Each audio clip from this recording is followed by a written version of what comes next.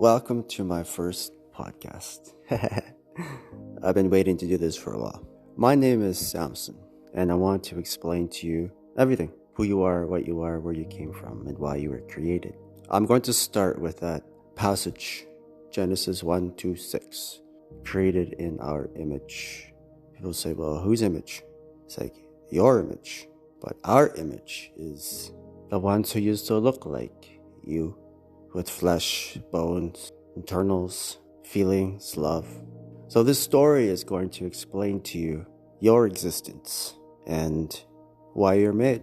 People go through life not knowing why things are the way they are. Why do they exist? So I'm going to explain to you why. So that 126, that passage, was there for a purpose right now, to be able to enlighten you on the way things are. So I'll start off with a story that will kind of give you a sense of what happened. So they held this contest in the galaxy, and it says we need to regain our humanity somehow. And they left it up to everybody to find a way. These gods of yours that created you, these humans, they used to look like you, but they altered their bodies so dramatically that they no longer had proper bodies, but just sinews being held together. That's it. No love, just sinews. And that mind is where it's at. Your mind is what's important. It's like you should protect it. The bodies are all destroyed, but your mind is what you should protect. It's who you are. It's your soul. It's your being. Expand your mind, expand your soul, and grow as a human, and not die this small thing. You need to expand your mind, open your mind. So these gods of yours, they altered their bodies so much that all they had was that mind. And so they always ensured that they have to have 10 pairs of clothes or 10 bodies. And they would just switch that mind. And that's what they became. That's what they became. They didn't like themselves anymore because they were able to live forever. Yes, they lived a long time, some of them. Trillions of years, just switching. And it finally got to a point where they just said, hey, we don't like who we are anymore. And they decided if there's no change going to happen, we have to either shut ourselves all down, because census says 99.9% said let's just kill ourselves. And the 1% still had hope. This is like, well, they said, well, let's live it up to everybody. They said, sure. So they held a contest because they didn't really have anything left anyway.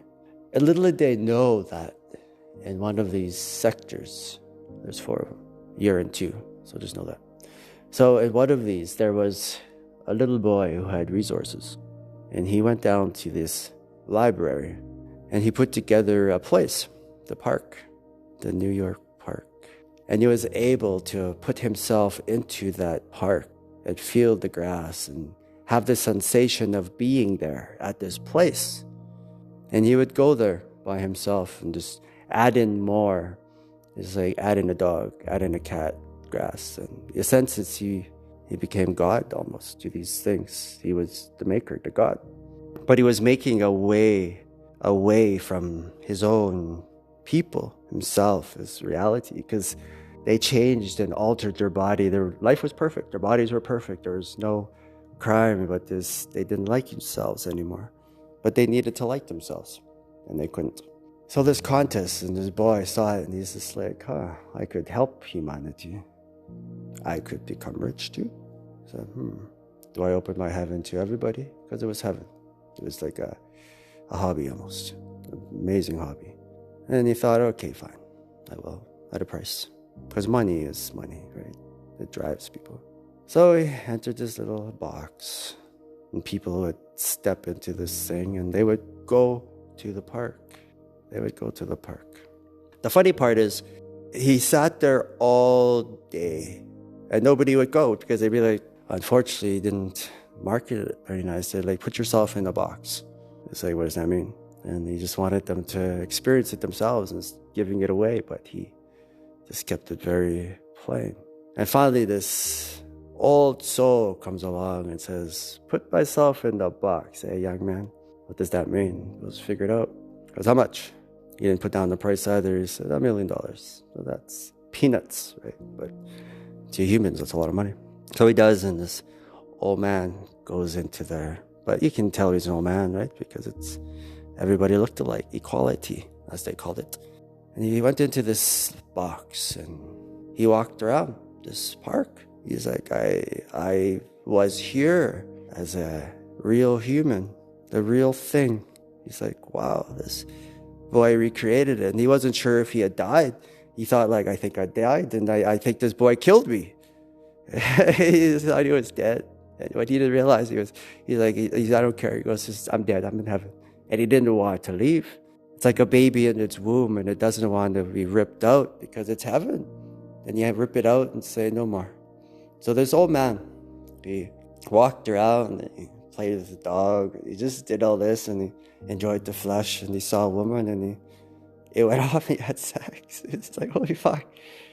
He's like, I have a penis. Because they no longer had penises, they took it away. Thought it deemed it to be a bad thing because it hurt people. But it was the person, not the penis. They should have got rid of the person.